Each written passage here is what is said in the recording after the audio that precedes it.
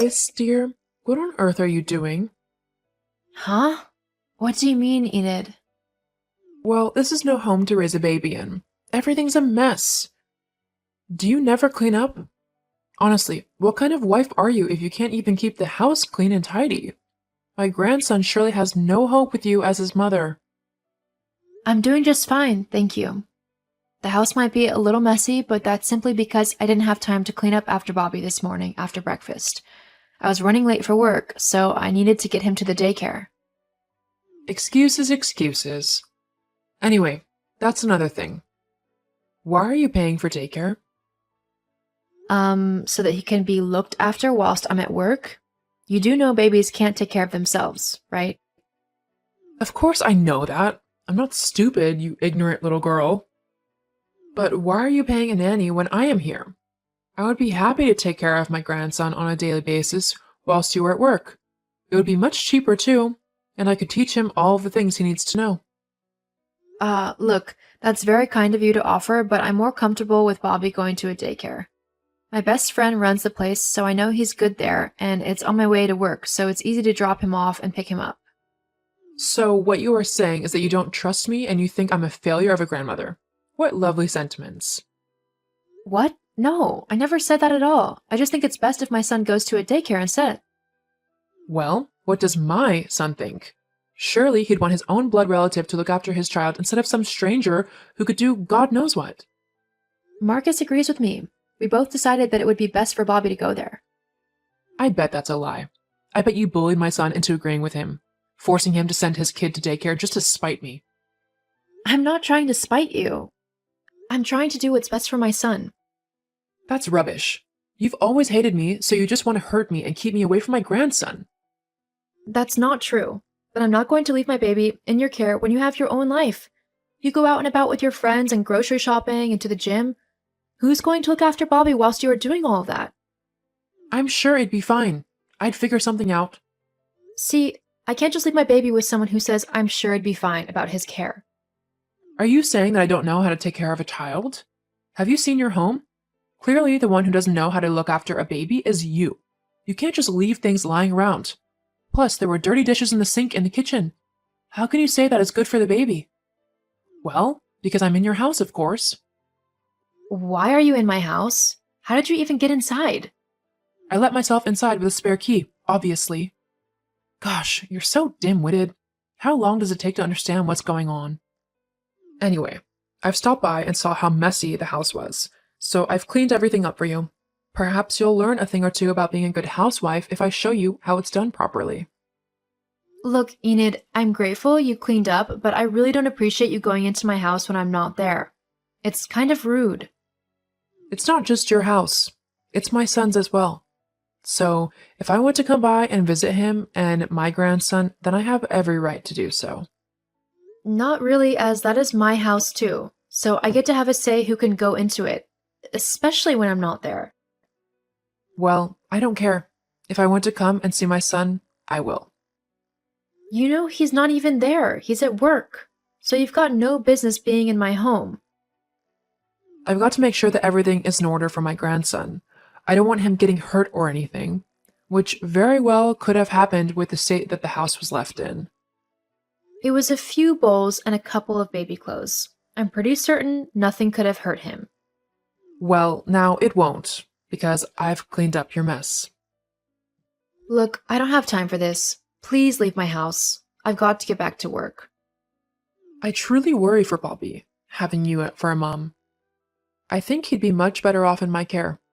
After all, you'd rather go to work than stay at home and raise him. No wife or mother should do that. This isn't the 1950s, Enid. Women can do both now. I love my son very much and I like working too. I can manage both. Now, I've got to get back to work.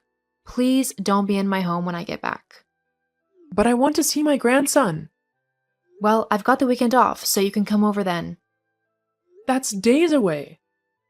I'm afraid that's the best I can do. When Bobby gets home, all he's going to be doing is having his dinner and then going to bed. He's always very tired after daycare, so he won't be in any mood to play with anyone. Ah, fine. But Marcus will be hearing about how you are treating me. Whatever. I've not even done anything wrong. You're trying to keep my grandson from me. No, I'm not. I'm just setting boundaries. You can't just come over whenever you want. I don't want you waking my son up when he's sleeping. Tell my son about this, though. Okay, I guess I'll see you this weekend then. Hey, Lois, I just finished talking to my mom, and she was quite upset with how you were speaking to her this afternoon. She said you were incredibly rude to her and that you were criticizing her ability to look after her son. That's kind of rude considering she raised me. Are you saying I turned out awful?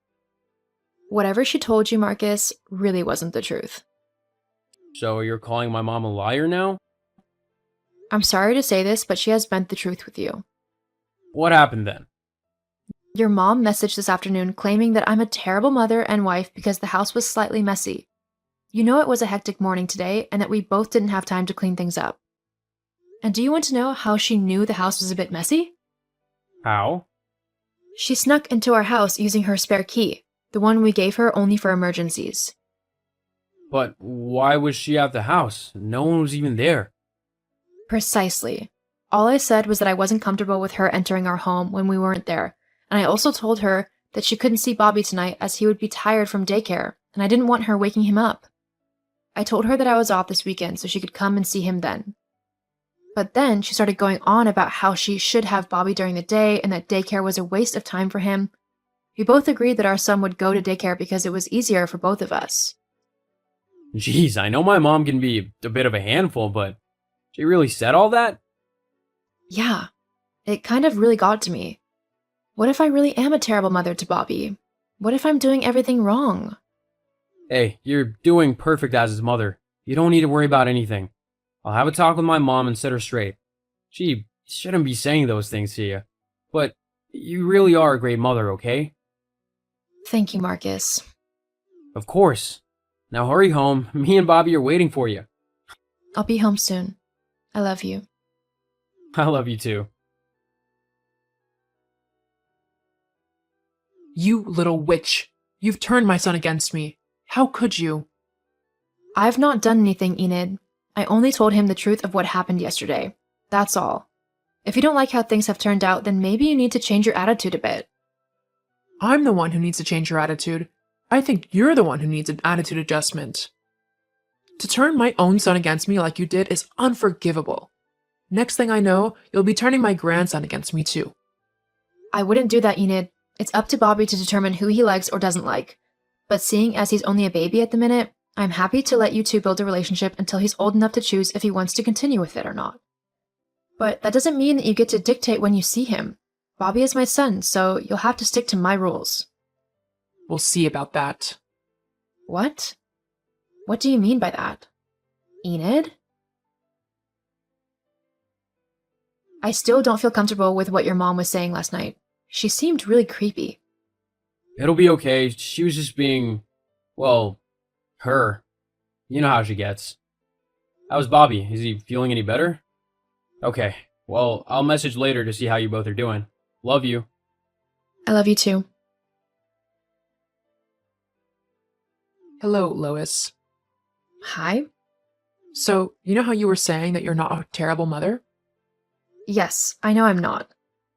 Well, that's not entirely true, is it? What are you on about?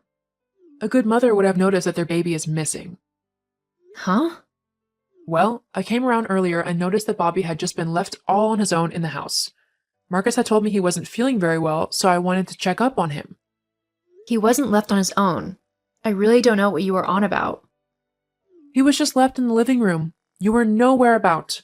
I felt so awful for him that I just had to go in and get him. Bobby and I have been happily walking in the park for the past hour. A good mother would have known this. She would have noticed that her baby was missing and she would have been looking for him. Take the baby back. No. Bobby and I are having a lovely time. Yeah, okay, but there's just one little thing that I think you should know. What's that then? That's not Bobby. What? The baby you have? It's not my son. That's not true. You're just trying to trick me. I'm really not. And how would I know that? Because my son is currently lying in my arms fast asleep. I don't know whose baby you have with you, but I suggest you take him back ASAP. Otherwise, you could be charged with kidnapping. But this is just an honest mistake. I'm sure if I explain it to the woman, we'll just have a laugh about all this. I doubt it. You stole a baby. If I were that mother, I'd have you charged for kidnapping immediately. Just to let you know that if you ever tried to do that with Bobby. Oh God, oh no, what should I do? Well, you should take the baby back to his mom. Then pray that she doesn't call the police on you, if she hasn't already. Lois, I need you to help me. You can come and get the baby and take it back to the woman. She'll go easier on you because you've got a baby too. No way. I'm not getting involved in your mess. You're going to have to sort this out yourself. Lois, as your mother-in-law, I demand you to help me. No, you're in this mess because you wanted to take my baby. I told you that if you wanted to see him, it would be on my terms, and you ignored that. If you think that I'm going to let you anywhere near my child in the foreseeable future, you've got another thing coming. Oh, you're the worst daughter-in-law ever. In the end, Enid took the baby back to his mom. However, she had already called the police once she had noticed her baby missing. The woman was hysterical. Enid tried to explain why she had taken the child, but saying that she was trying to kidnap her grandson instead still didn't sound good either. Enid was taken to court for her crime and given a fine and a restraining order. I also stopped her from seeing my son unless I was present, as I didn't trust her not to try and take him off somewhere. If someone sets boundaries with you in concern of their children, respect those boundaries and listen to the parents' wishes, as they are the ones who are looking out for their children.